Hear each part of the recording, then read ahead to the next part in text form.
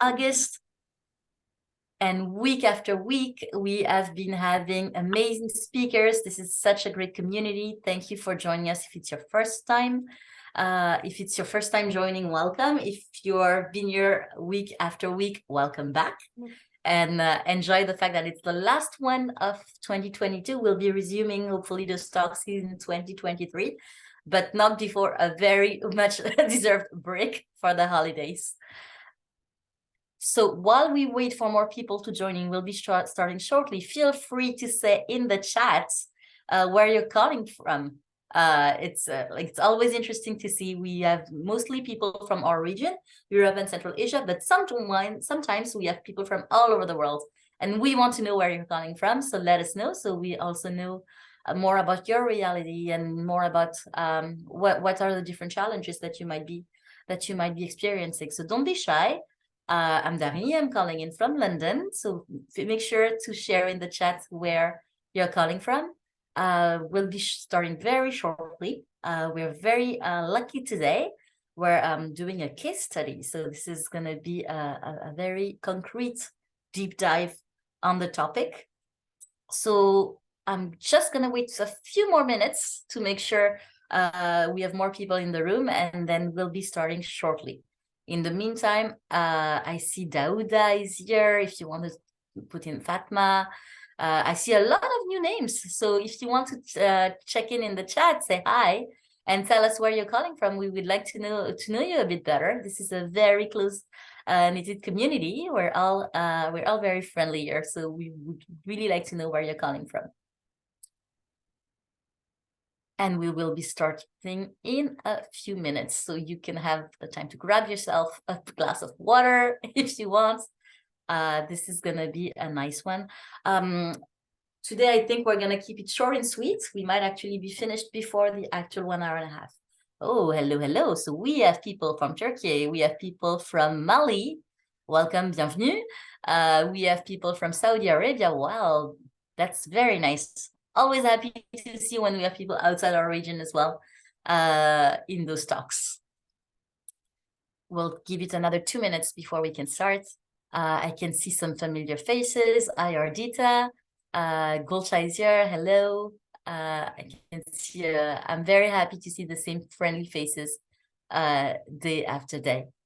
Today, we are very lucky because we have 2 speakers just for you, and they're going to be doing a deep dive. So we're very much looking forward to it.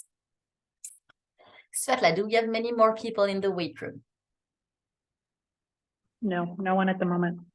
All right, then I'm not going to, if they're late, they're late. Too bad for them. So I think we're going to get started. Usually I'm more lenient, but it's the holiday spirit, and I don't want to get you late, people. So hello, everyone. Welcome. Let's kickstart this talk.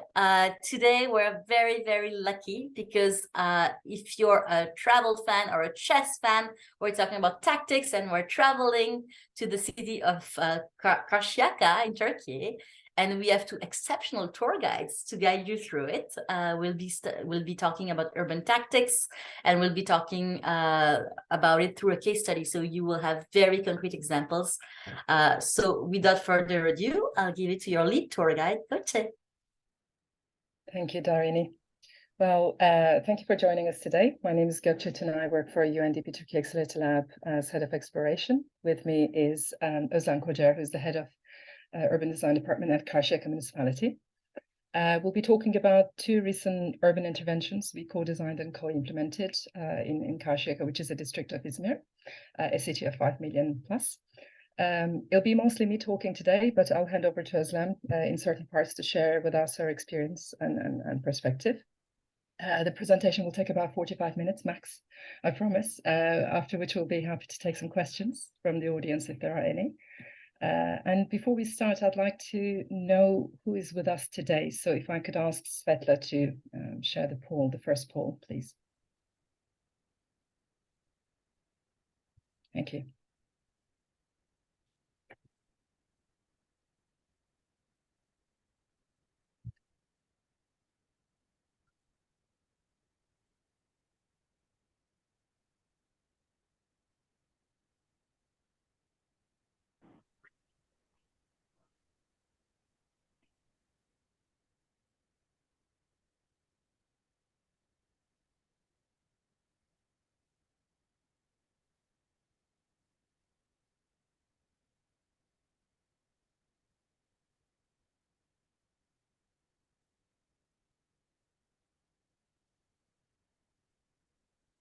Okay, thank you. We have a mix, and I think because there are many people in the room at the moment, it's not really necessarily representative of who the audience will be later on, but thank you for the poll.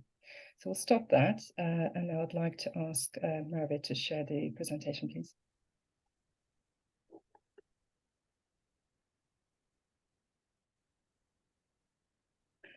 Okay, so next slide. We have already introduced ourselves, I think. So I'll give you a bit of a background and motivation behind this project, why we did this, and who's involved before we delve into more details later on. So without giving too much detail, about 18 months ago, we have been approached by the Japan Innovation Network, who were very kindly distributing some funds from the government of Japan, and we were selected as one of the UNDP accelerator labs to take part in an experiment. It was an experiment that really wanted to see whether accelerator labs from different parts of the world could be matched with Japanese companies and could deliver projects in their own countries with the help from Japanese expertise and knowledge. So we were matched with a design firm called Sotonaba, who are not with us today, but I'll be sharing this recording with them later on, so hello to our partners.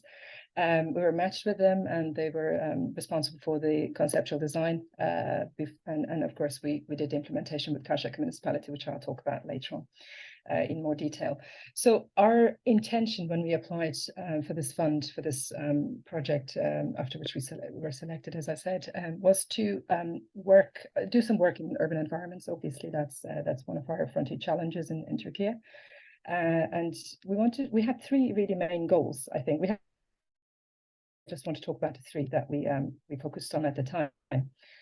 So one of them is to improve the utilization of scarce public spaces. I use scarce here because I know it's not the situation everywhere in the country, in the world, but especially in big cities like Izmir, public spaces are not that many. And it's a densely populated city. Karsiyaka district is also in that situation. So any public space is valuable. And of course, when we see those that are underutilized or abundant or in a state, we would like to, excuse me, improve them.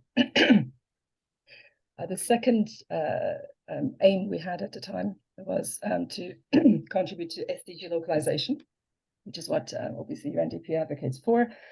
There are 17 SDGs. Your audience, I'm sure, knows that very well, but just to remind everyone, the ones that we focused on are the ones you see on the screen. So, good health and well-being, obviously, SDGs 11, 12, 13.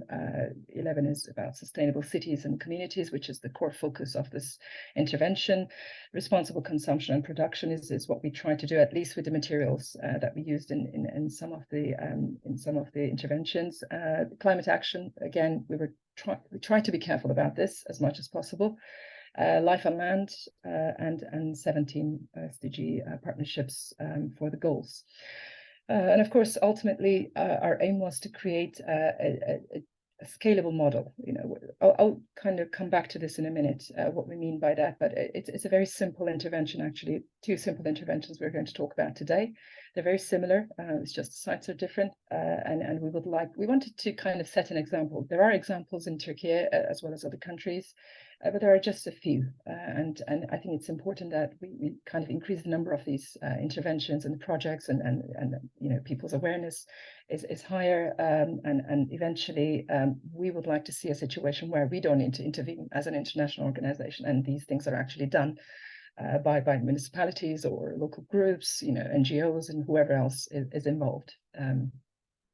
So, and we really kind of, our strategies, I'm going to mention the bottom three.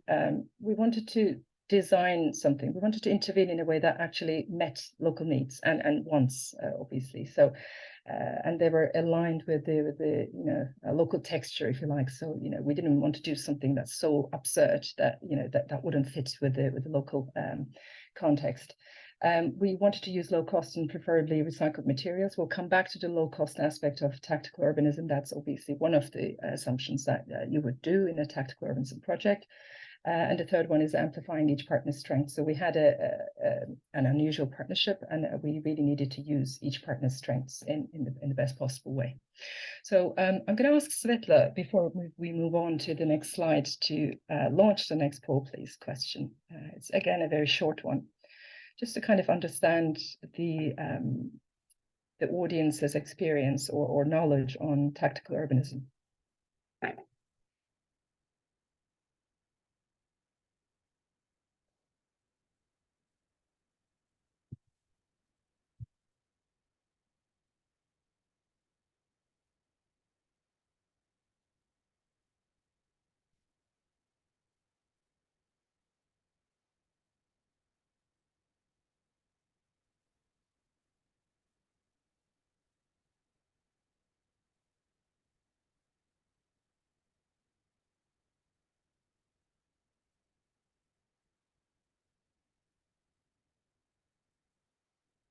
Just a few more seconds. If you could finalize your responses, please.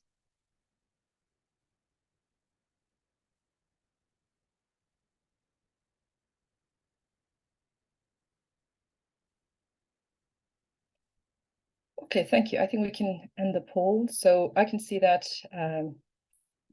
kind of most of us are, never heard of it, which is really nice, because otherwise it would be too boring to listen to something that you know about, although I will not be talking about tactical urbanism itself for too long. And I think those who are quite familiar with it are people from our team. So that's good to see. And there are some people who have a vague idea. So good, thank you very much. I'll stop the poll now. Okay, so next slide, please. The title of the talk is obviously Tactical Urbanism. So it's a sexy title, I know, but that's what we did. So it's only fair to kind of talk about it for a bit before we give you the examples, information on the examples that we did. So just a brief introduction. Tactical urbanism refers to a city, organizational, or a citizen-led approach to neighborhood building using short-term, low-cost, and scalable interventions to catalyze long-term change. Easier said than done, I must say, and we'll come to that. So obviously, traditionally, it refers to projects done without permission from the local authority, local government, or with any formal planning. They are, as the name suggests, tactical. Some people call it DIY urbanism, guerrilla urbanism. Many other names have been given to it. So it's temporary, as the definition suggests, and the idea behind it is really to kind of create more livable cities, whatever that means. We can talk about that later on, but to most of us it means having access to things that we need or want within 10 to 15 minutes. That's generally how we describe a livable city. Of course, many other qualities could be listed. So the actions involved in tactical urbanism have been around for actually decades, as far as I know, but the term itself is quite recent. It was coined by Mike Lydon, who's a New York-based urban planner, and he wrote this wonderful book in 2015, which has been very well received. It's full of examples from all over the world. And he shares some of his knowledge and experiences and insights in using different platforms. One of them is a website that I'll talk about later on today. So obviously, tactical urbanism was born out of frustration, of citizens who wanted more from their neighborhoods. It's often a reaction, to driving-orientated cities, which is obviously a very big problem in the US, maybe less of a problem in other countries or cities. It's really about rethinking space and building, collective muscles for action, collective action, and community building. It can be considered a tool for activism. Some people do it, for that reason alone, and engagement. It's really a method of self-expression, if you like. So we can describe tactical urbanism in many, many ways. But these are the ones that you would come across if you did a bit more reading on this one. So let's move on to the next slide. This is, again, is from Mike Lydon. You can find this, and we'll be sharing the presentation later on for those of you interested in looking into it in a bit more detailed way. So as you can see, there are obviously tactics and tacticians, people who can be involved in this. Anyone can be involved, really. And there are many tactics that have been captured so far by urban planners or people who do work in this area, academics as well. It's just a list, that there are obviously unsanctioned and sanctioned on the, X axes. And you can see, anything from, pop-up town halls, reclaimed setbacks, guerrilla gardening, payment to plazas. So you will see that some of these actually, although, I mean, traditionally, this is all citizen-led action. More and more these days, we're seeing action led by city departments, mayor's office, and today's examples will actually be of those. So it's really a kind of more of a top-down intervention to, mobilize action bottom-up, if you like. We can describe it that way. Next slide, please. Okay, so let's look at some examples. So we try to kind of give you the names of the cities or countries they were taken from. The one on the left is from Istanbul. It was a very busy square where lots of road accidents took place. And so they did a bit of obviously street painting and created a square, a pop-up square, which might have become permanent now. I don't know, we'll need to look into that. But the idea, the aim at the time as a temporary intervention was to slow down the traffic and provide an area for school children who went to the school nearby. So it's a very simple intervention. Most of these are very simple interventions, by the way. You'll be amazed what is achieved through simplicity. The one on the right is from Miami. So converting parking lots, obviously, into new public spaces in short periods of time is very popular. It's one of the best examples of tactical urbanism. 2 travel lanes were converted into a dedicated bus lane, and the surrounding pedestrian crossings were enhanced with sidewalk art. Next slide, please. Just a few more examples. So the one on the left is from Japan. The sidewalk was designed as part of a parking day movement.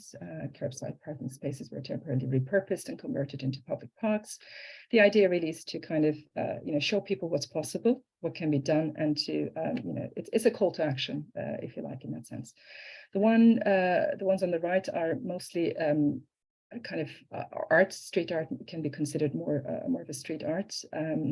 They are colorful and temporary installations. The aim is to reclaim and personalize public spaces, but also send a message which can sometimes be political. Next slide, please. Okay, the one on the left is from Canada, but it's literally happening all over the world right now. If you just, typed tactical urbanism, you would come across temporary, bike lanes almost on every page. It's about improving bike safety, basically, and cyclists' well-being, just by creating a little demarcation between, where they cycle and the road. Again, as I mentioned, most tactical urbanism projects are really a reaction to car-orientated cities, or where people want to walk more, cycle more, and use a space in whichever way that they please. The one on the right is from Chile. 6 mini plazas were created by painting the pavements, installing some street furniture. The one on the left can also be called chair bombing sometimes, and placing potted plants to demarcate the area, make it a bit more pleasant for people to sit outside if they don't have gardens or whatever. Okay, next slide, please. Okay, let's talk about now the interventions in Karsiyaka, which is really the focus of today's talk.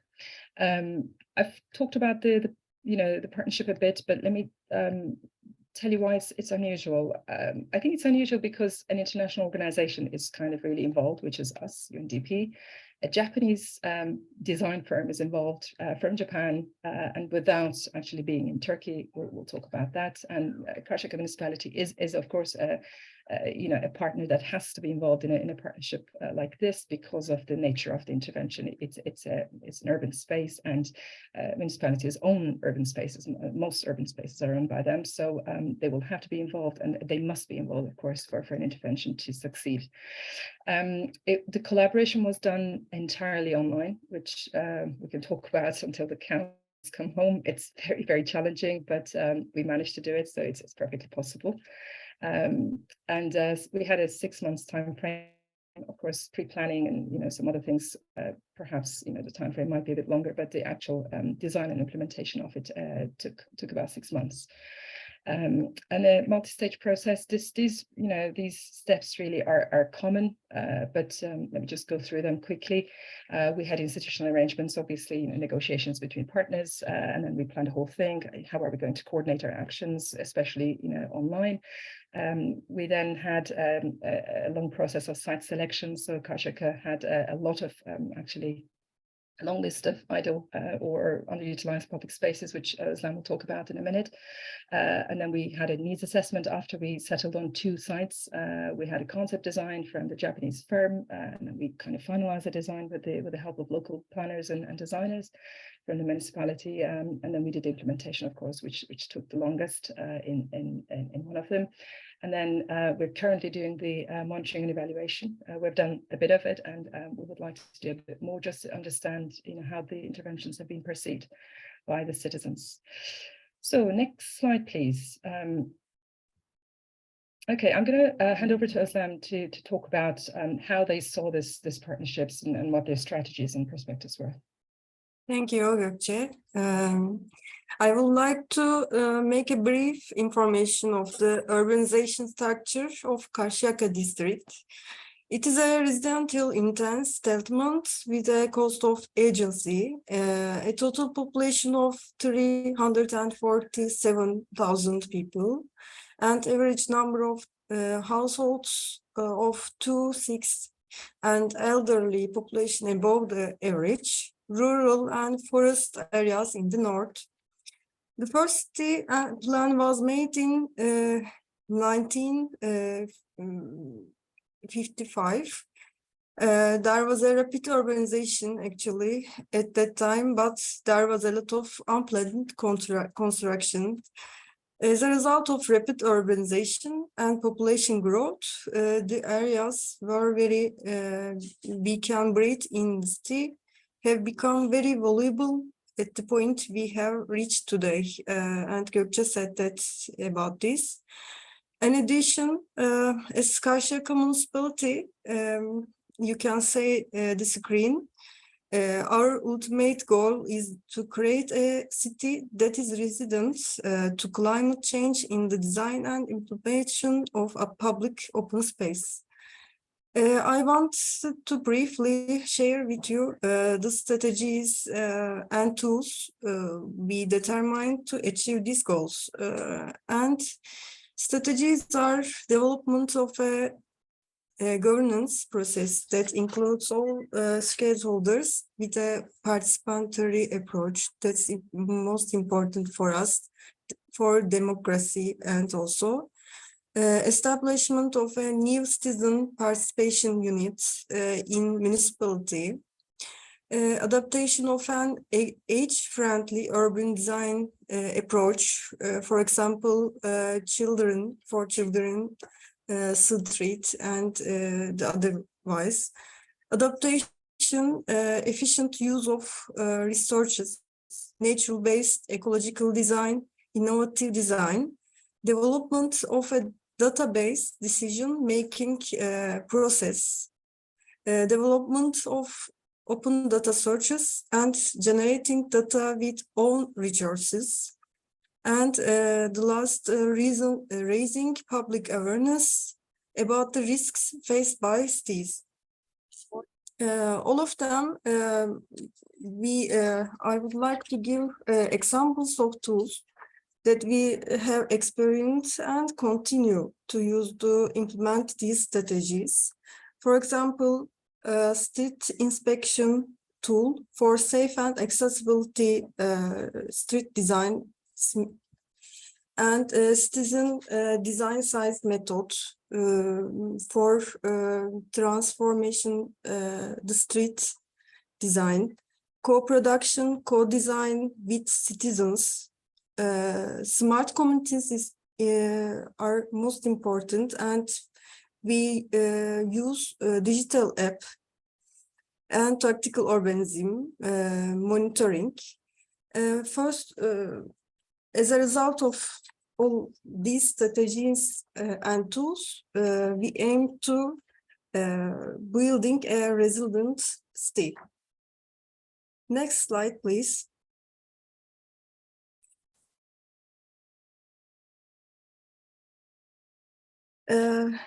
I would like to share with you inventory of idle spaces in Karsiyaka. The decrease in the areas reserved as public open spaces led us to a new research that is idle space research. Meanwhile, approximately 3,000 idle spaces are detected during field studies. Location, attribute, information, and current images of the idle spaces that are detected by the Netcat software of Karsiyaka Municipality, which is based on geographic information systems, are registered into the database. We have used the categorize, you can see right side of the screen, idle spaces according to subtypes, and our work is gone and not continuous, but we plan to transform some of these areas with the tactical urbanism application methods. The project which we carried out in 2 areas in cooperation with UNDP was selected among the idle areas I mentioned. Both areas are located in neighborhoods where construction is intense and open public urban spaces are very few.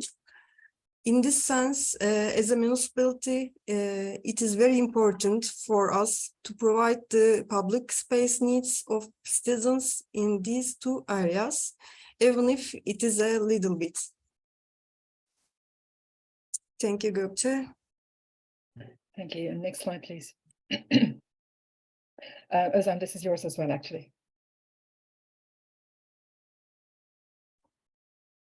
Institutional arrangements and student participations, I can say that getting approval from Mayor at the beginning of the project, creation of a new multidisciplinary team within the municipality, it's a new team for us for conducting fieldwork with the help of the newly created citizen participation unit, coordinating activities of the wood workshop of the municipalities, and creating co-production opportunities for students to practice, participate in design implementation, and establish monitoring and evaluation process. Thank you. Next slide, please, Maria. By the way, Özlem has been quite modest about all the things they've done.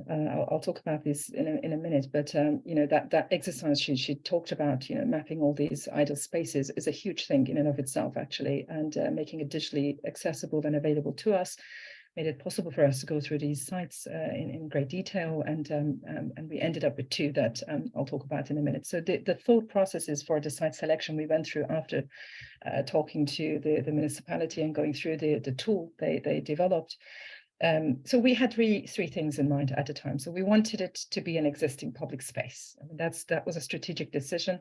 If it was something that belonged to an individual or a group, or, you know, really undefined, you know, there could be a lot of problems. And we had a very tight schedule that we had to get this done. So, you know, one could say we played very safe, sure, yes, we did, but, you know, there were many other things that we had to take care of, you know, this being a pioneer project without much precedent. We had a lot of, you know, public management involved. So we just wanted to at least make sure that it was an existing public space. Obviously, it's a given. It had to have scope for improvement and a significant scope for improvement. We needed somewhere that wasn't just ugly. We needed it to have the potential to be a lot better than you know, it was at the time. And then the third is it had in a neighborhood. It didn't need to. It shouldn't have, you know, been in an industrial site or somewhere extremely remote. It needed to be in an area where we knew if we did the right things, it would be used by people living there. So those, after those three criteria, let's maybe go to the next slide to tell you a bit about these two sites that we intervened. So one of them is very sweet. You really should see this. I don't think the pictures do justice, but it's a very small courtyard, it's kind of stuck between buildings, very, very tight street. One-way street, very neglected, but at the same time very sweet, because people were you know, feeding and looking after stray cats there. Stray cats is a phenomenon in Turkey. If you've ever visited, you know, in the EU, you don't see them very much, but in other parts of the world they're still very common, and Turkey is definitely, Izmir especially, there are many animal lovers in that city. So people have been feeding their cats. There you can see a bit of you know, gardening there going on, some plants, but it really looked dilapidated, and we just wanted to intervene and do, you know, turn it into something a lot nicer. We didn't want to change its function because it worked perfectly. We could see that it did what it needed to do. You couldn't really do very much in there anyway. Sure, you could come up with something really, you know, bonkers and change it to some, I don't know, something else, but we didn't want to do that. We just needed to preserve that function, just make it a bit better for everyone involved. Insufficient lighting, this is a common problem for courtyards like this. It's really kind of, yes, it's a public space, but it's not really looked after by the municipality, so they don't really need to, they don't have the reason to kind of put extra lighting there to make it more safe, because there are many other things to deal with. And of course, lack of seating for the locals. This is particularly important because when we started this project, we were still, we weren't in lockdown, but it was after lockdown, and you know, we know well, those of us living in cities, how important these open spaces became, especially when people needed to you know, exercise or socialize. You know, this whole physical distancing thing was too much for you know, people in Turkey, because it's a different culture, very tactile. In many parts of the world, I'm sure people were like, you know, what physical distancing? But anyway, so people needed these open spaces, and so it's not just for cats, but for socializing, for at least making sure that you don't lose your sanity during lockdown. Next slide, please. So these are some aerial pictures that were very helpfully provided by the municipality at the time, when we were still trying to decide which ones to go for. So you can see actually an electrical building right in the middle of the courtyard, which we couldn't touch or get anywhere near, you know, within a meter. You can see you know, some patch of green and really nothing else. And then of course cars parked, and an extremely narrow street. So this is what we had to deal with. Next slide, please. And we had lots of discussions with the Japanese design partners, Sotonaba, and again, municipality citizen engagement unit held some interviews with the citizens there living, and they talked about what the needs are, what they wanted, and this is what we came up with. At the time, we thought, perfect, there's a building right in the middle, we can wrap it with this whole, you know, cat wall, we called it. That was the concept design, and the cats would just go on it, and then the green spaces we would convert for people's, you know, pleasure. Turns out you can't touch that building, so that was a blow, but we didn't have to kind of give up the design, we just kind of adapted it. So next slide, please. And we decided to put it on one of the walls with no green around. So you'll see very cute looking cat boxes here. So there are quite a few cats, about 10, 15 at the time. I think there are more now. We created these little homes for them. These are, people from the municipality, but also citizens got involved in painting these boxes and the cat wall itself. We provided some, little steps for them to jump around. So the idea really is to kind of make sure that these cats are well looked after. Most of them had lots of diseases and all sorts of sicknesses, and this was really the bare minimum that we could do to improve animal welfare. Next slide, please. Here you see citizens, locals actually painting these boxes, hopefully owning them. This was done to kind of increase adoption of the site. And I think this is probably, I'm assuming, I didn't really talk to them at the time, but this must be the first time they ever got involved in something like this. And that could be quite huge for a lot of people. I'm hoping it really triggers some action. I hope they now think that it's possible to do these things even themselves without any input or driver from outside. Next slide, please. And the final set of pictures from the site after it was done. You can see little ones playing around. We had some wall art. We had an artist who came and put some nice, kitty pictures on the walls. And this became a lot more attractive, ideally, eventually. So we didn't really do.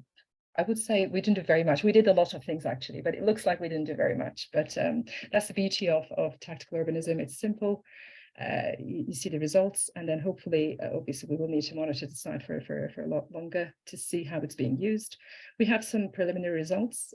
We can see it is being used. That's good. At least people are happy with it. But now we'll talk about this later on. But one of the unintended consequences is that now it's so popular that people start collecting stray cats from other streets, bringing them to this side because they think that they're going to be looked after here. So now the cat population has increased enormously, and some of them are sick. So there needs to be a lot more done for this. But and of course, there are some people who are never happy, no matter what you do, and that's just the nature of the job. It's a thankless job sometimes, urban planning.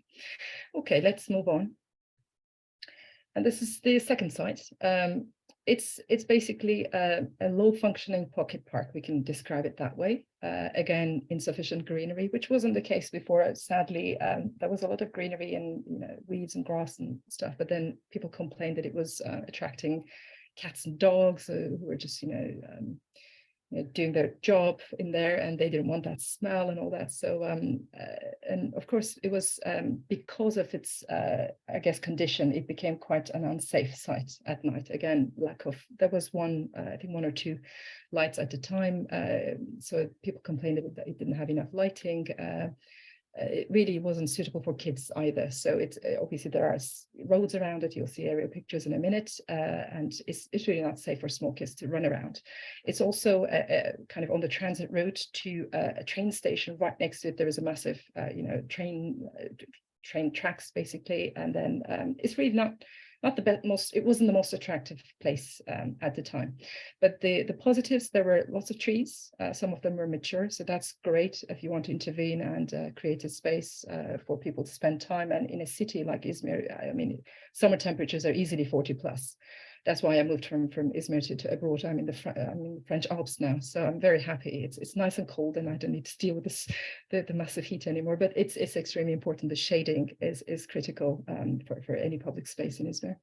And one more positive thing we thought was very promising was there were signs of chair bombing. Actually, people living around during the pandemic, they decided to bring their own chairs, sit here outside, have a bit of a chat, feed the cats, whatever they needed to do. So it was clearly loved, but very, very poorly looked after, and didn't really do much else for people living there. So we chose this site specifically for that. And I'll show you in a minute what it looks like today. So let's move on let's try to show some pictures again. So this is what it looks like from above. There is, obviously, these are all residential buildings. There are a few shops around as well. And the chairs that I mentioned were actually being put outside by the shops and maybe a few people living there. There is, you'll see that there is a building on the right-hand side in the second picture with a grey wall, really ugly grey wall. And we wanted to do something there, but eventually the municipality decided to put a mural there, which would complement the intervention that we were going to do. So let's see the next slide. So this is the concept design, again, by the Japanese partners. We told them what we wanted. We said we would like some more seating, please. We would like these plants to look a bit more attractive. And they came up with this design. So using second-hand materials, these are pallets. Basically, the seating solution we found was, let's use second-hand pallets and see what we can do. So the final design, obviously, we tweaked it a bit. Next slide, please. So these are the pallets that we procured for this, and then some plant boxes you're seeing that people are preparing. Lots of painting going on again. Let's move to the next slide. These are citizens getting involved in planting some lavender, I think. That's what I can see in the pictures. And then I don't know if you can see, but there's a little cat home on the top right picture. It's a little thing there with little holes in it. So that's what the municipality provides for cats. But again, it's not. I wish it was sufficient. It's not. But you know, there isn't much we could do. We didn't want to turn this site into another animal shelter, so we just left it as it is. But the focus was on creating a nice, attractive site, kind of easier on the eye than what it looked like before. Move on, please. Let's move on to the next slide. And this is the finished product. So again, we didn't touch any of the trees. I think maybe two we had to move. I don't know. I can't remember very well. We had hundreds of discussions. There's a mural there, and the whole thing is again just adding a bit of color, adding some extra additional seating. It's really that simple. We didn't have to spend much money, obviously, because of all the partners' contributions. Karsiyaka Municipality handled a lot of the logistics, and all the labor needed was provided by them. So we're quite pleased with the results, and these are very, very small micro examples that we wanted to show you today, just to kind of inspire action, and also for these people to see how easy it is to get these things done. Next slide, please. So we're going to finish very soon, actually. So we have two more slides. One of them is our experiences as UNDP and some insights that we learned from this project. And then Özlem will share the municipality's perspective and lessons. And then we will be happy to take some questions. So hopefully we're on time as well. I hope we didn't really talk too much.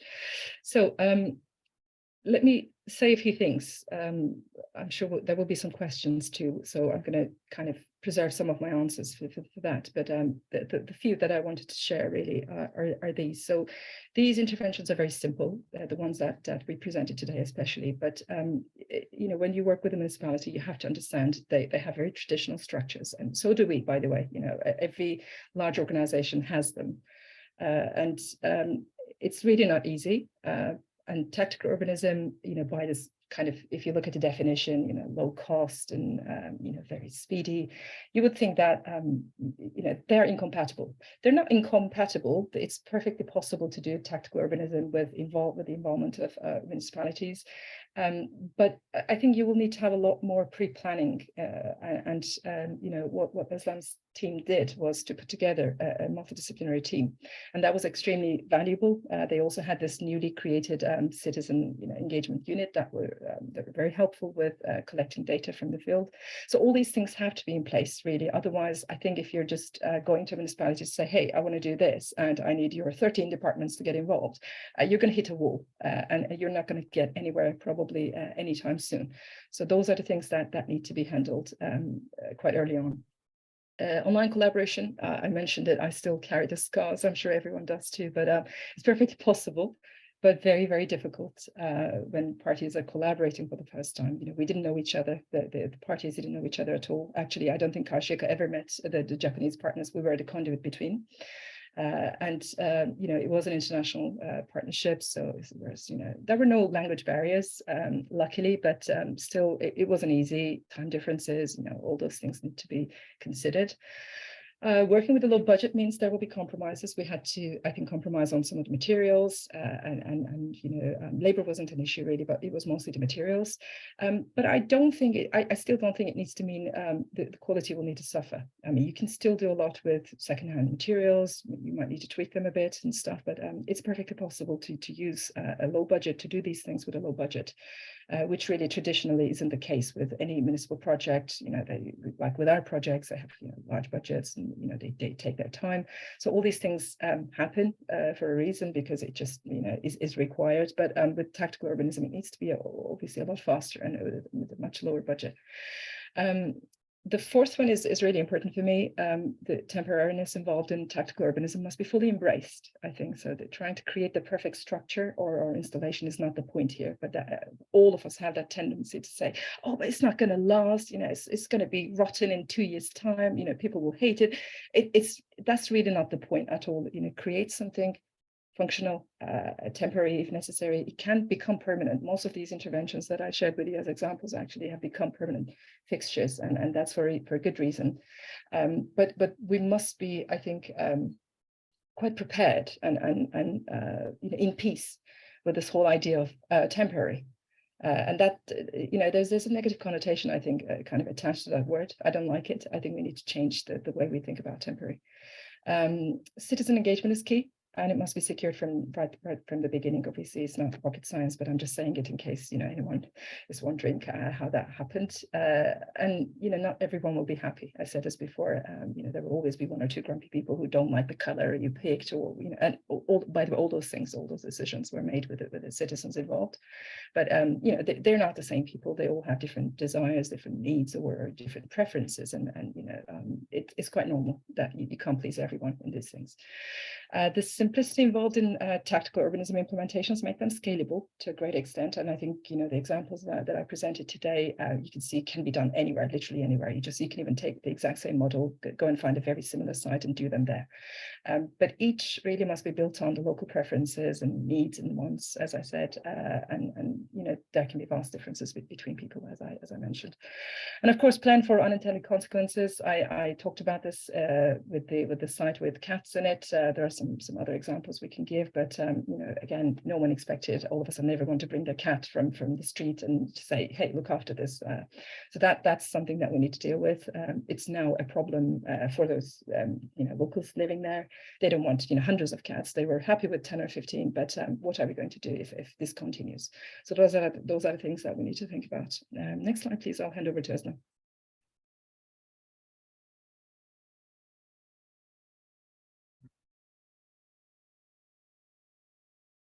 Thank you. Our experiences and insights in Municipality of Karsiyaka. The capacity of municipality employees, administrators, and citizens on the tactical urban planning approach should be increased, I think. This method is new for citizens and employees and administrators and in addition mayors, I think.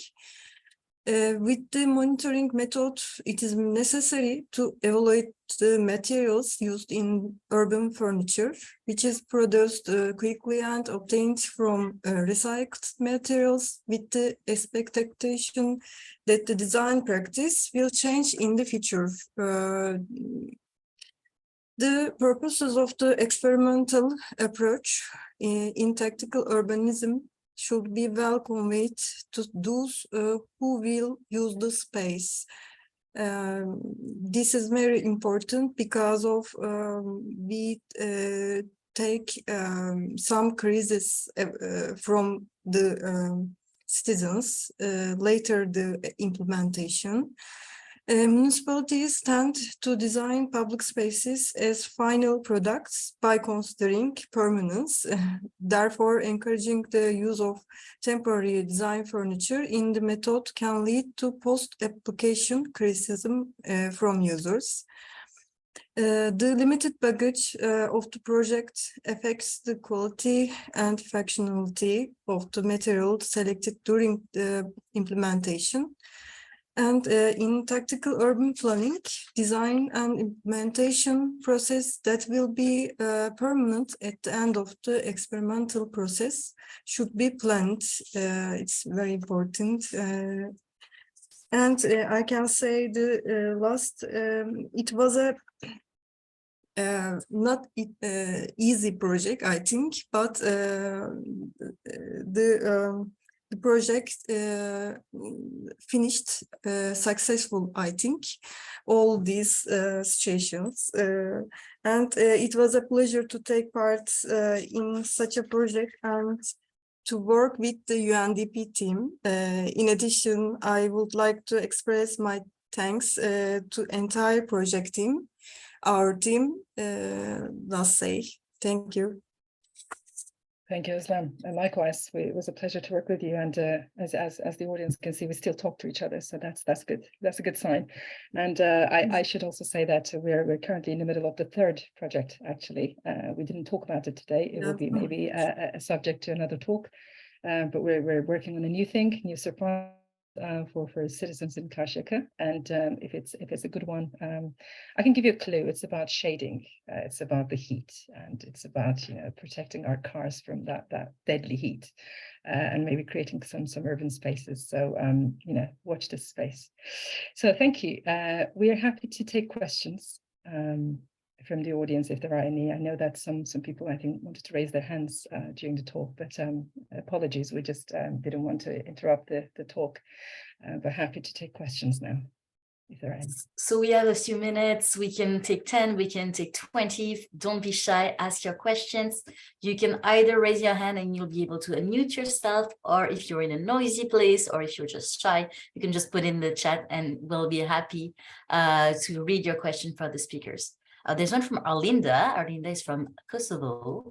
How do you create the energy around citizens so they get to be engaged? Özlem, would you like to take this question?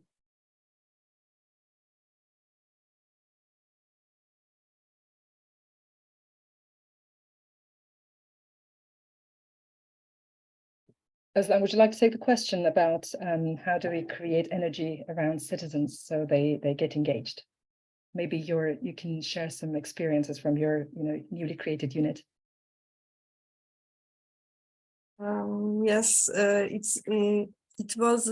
is very hard for us because of this method is first for us, but the people in neighborhoods live in seaside, seats around the sea, want to be participate in projects, and they want to say what they want, and they like to say, and they like to your problem, say to your their problem, and otherwise we in our municipality we create a unit for citizen participation. There is a team, 5 people work in this unit, and they are very energetic people to speak citizens in the site, and I think so. Thank you, Özlem. I think I would like to add, maybe a thing. I mean, what you said is perfectly true. Like, people want to be heard. I think everyone wants to be heard. Everyone wants to see some improvement in their neighborhoods. So I think it's not difficult to make the argument. It's just there already. Tactical urbanism is extremely convincing in and of itself, without even us needing to sell it to anyone. One thing I would say is, if you for those of you who were at the beginning with us, I shared three things. And one of them was to create a scalable model, but also, of course, that model isn't just for scaling up this intervention, but to show people what's possible. With very little budget, you know, in a short space of time, with the municipality involved or without, that they could do these things themselves. Of course, you know, it's sometimes, you know, who's going to buy the materials and all that. There are some considerations that need to be made, but other than that, resourceful communities, I think, can do these things very, very easily. They just need to see examples. So I think when we finish these projects, we work with the media team. You know, obviously our comms team tried to do some dissemination, but we also, you know, did press releases. We're now in the process of writing some blog posts. So we just want this to be, we just want to spread the word, and people need to read about it, see that. I think the locals are quite impressed by, you know, not the locals necessarily living there only, but the locals who saw the news piece, you know, in the newspaper or on TV, whatever. I think they can just now see that you know, the more examples we have, the easier it will become for people to engage in these things. It's really not that difficult. So I think there's a question here, if you allow me, Darini. How do you deal with there's two in one, actually. Yeah, so Dauda asked a question. So I think the question is, how do you deal with the existing users of these spaces?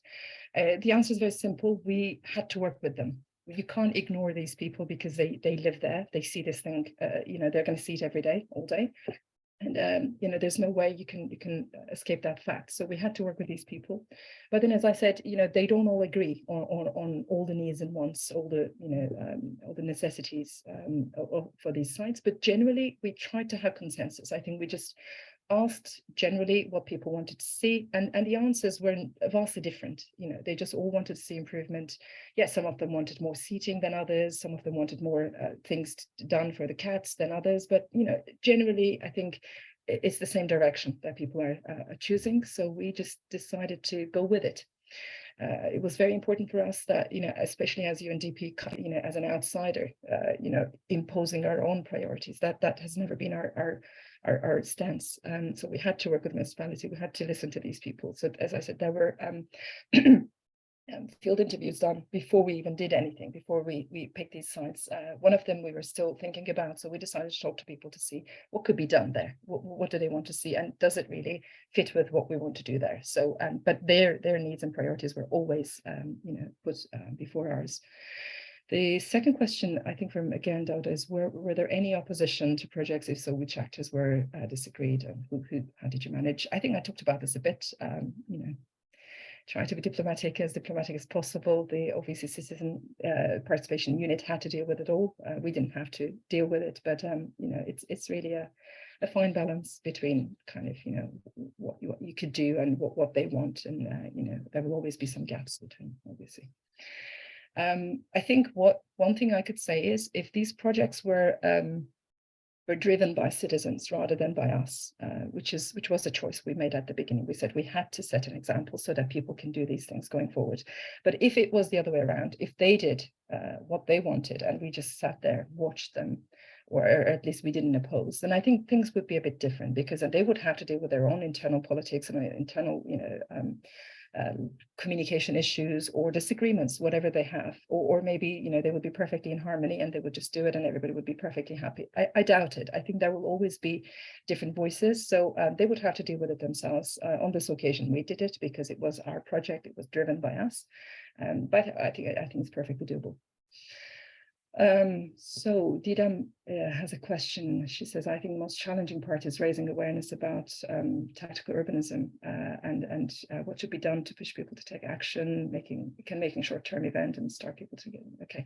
Yes, I mean, these things, I think that these examples, I mean, this is a great audience, we're talking about it, but there's no, you know, local citizen here, so they have to hear about these things as well. So I think we need to use every single opportunity we have, the municipality and us, to kind of talk about these things on different platforms.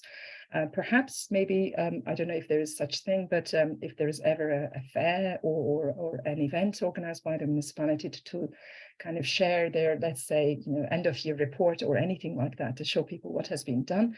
This could be definitely one of the examples that they need to show. They need to explain the process, and one of the things that we said we would do, and we are still planning to do that after our third intervention, when that is finished, is to create a guidebook. Perhaps by the way, I haven't talked about it, but Mike Lydon and his team have produced really good guides. They're freely available online on their website. I can share the link in a minute. You can download them. They're full of examples from all over the world. But we would like to also talk about our example in Karsiyaka, Izmir, and we will be sharing that with everyone who's interested. So that's something that we're planning to do in the next few weeks. To Darini, can you share any potential partners finances? It's mostly the next two questions are about funding. So okay. It's about Karsiyaka, about funding in general. How do you get the funding to do these things? Okay, well, we were very lucky. I mentioned this at the beginning, but we were approached. We took part in, so we're part of the Accelerated Labs network. There are 91 labs, UNDP Accelerated Labs all over the world, and 5 were selected to take part in an experiment with Japanese partners, with funding from the government of Japan. So we were lucky.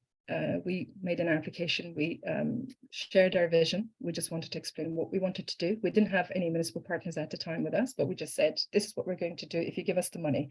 They gave us the money, we found the partners, and then we implemented the project. So it was quite straightforward in terms of financing. But if it's helpful, I could give an idea about how much money was spent so that people can, raise these. It's really not millions. It's not even hundreds of the. I mean, we spent less. For one site, we spent about $5,000. Before dollar was crazy in Turkey. Unfortunately, the devaluation of the Turkish lira now means that it's a lot of money, but at the time it wasn't really. And the other one, I think we spent about $8,000, everything included. So these are very small amounts if you think about usual municipal projects or UNDP projects or others. So it's but we kept it for purpose on purpose at that level, because we knew it was doable. I mean, you can do some things for a few $100s. It's really not that, it doesn't have to cost that much. But for us, obviously, it was a slightly large scale. There was a lot of site preparation involved and stuff, and materials cost a lot of money. Some countries are quite lucky. They can source these things locally. And in our case, we did some of them like that, but some materials were had to be imported, or, they were extremely expensive because we wanted them to be very durable. So that's what I can say. I think there are a lot of, EU funds that can be applied for, or some other maybe local development agencies. They have funds for this kind of things. If someone wants to add anything, I don't know what kind of funding apart from the municipal funding that they receive, I don't know if there's any other way of raising funds for this kind of projects, maybe from foreign donors. I do have another question. I think we talked about scalability a lot. You mentioned things that were necessary for success, like the lack of language barrier. You mentioned the fact that you were lucky in the funding. I'm putting myself in the shoes of someone in another city. So we have people from Saudi, we have people from Mali, we have people from Addis, from Pakistan. What do you think were the privilege that you had that made it successful? As in, okay, we had these things, it was there. And maybe for other geographies, it might be a challenge, and vice versa. What are challenges that you had that you think maybe that were very specific to the geography you were in?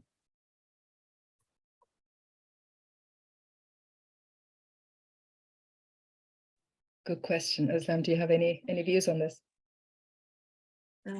Yes. Actually, I said that about the tactical method. This method is the new for municipality in Turkey, but maybe in Europe and the world. The municipality generally implements the last project, not temporary, not monitoring, using monitoring, this is a first implementation for the municipality. In this, it was the problematic for working in the municipality for employers, I think,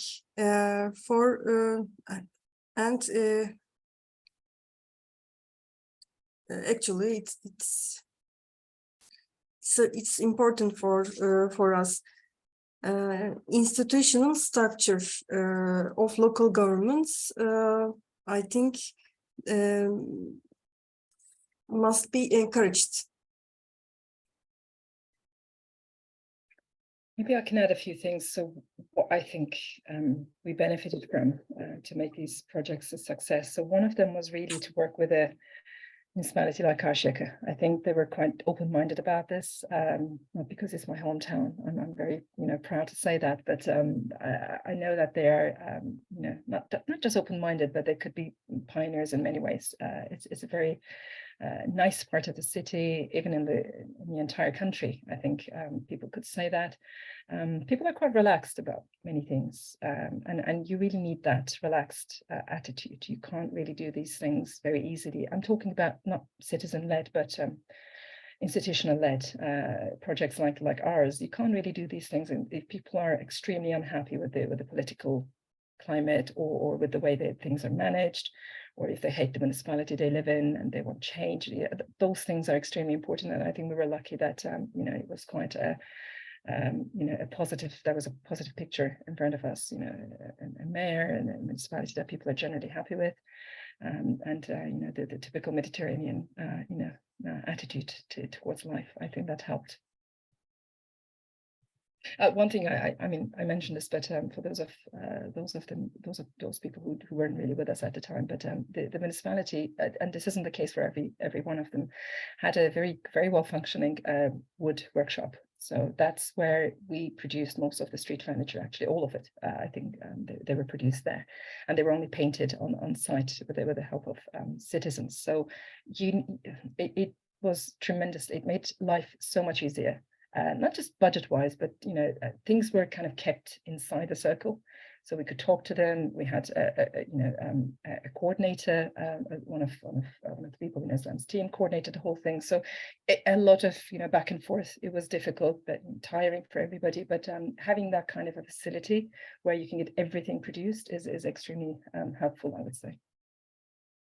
I share the links in the chat box Jennifer asked. So if there is any other request for resources or anything, I'm happy to do so.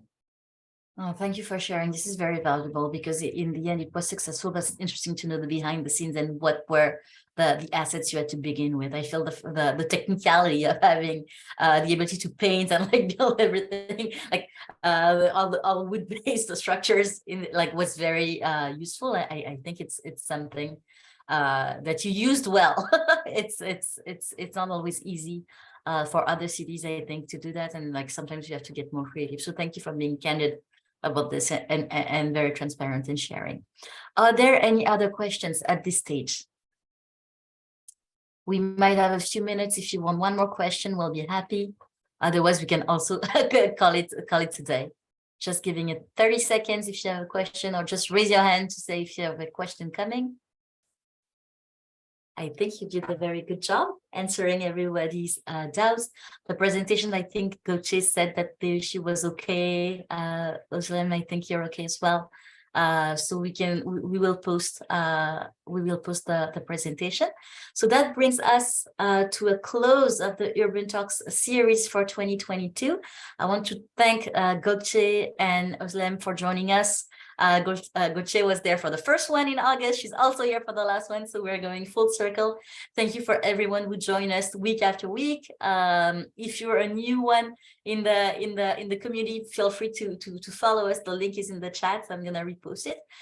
If you missed us, there's still a few events happening in urban transformation, urban resilience. I'm just gonna share a few events happening. There's an event happening tomorrow about Almaty. If some colleagues want to join, feel free. If you miss us too much, if not, we'll be back in 2023. So follow us year. I'm just sharing the page again. So Innovation Asia, that's the link that has all the recordings and all the summaries of our talks. If you missed a few talks and you want to see and go back to what we talked about in September, we had a very wide variety of topics and geographies. And we also have interest for these talks for the new year. So we'll definitely continue them. In the meantime, I'm going to wish you and take a lot of rest and some screen breaks. I'm looking forward to seeing you all in 2023. Thank you. Take care. Have a wonderful December.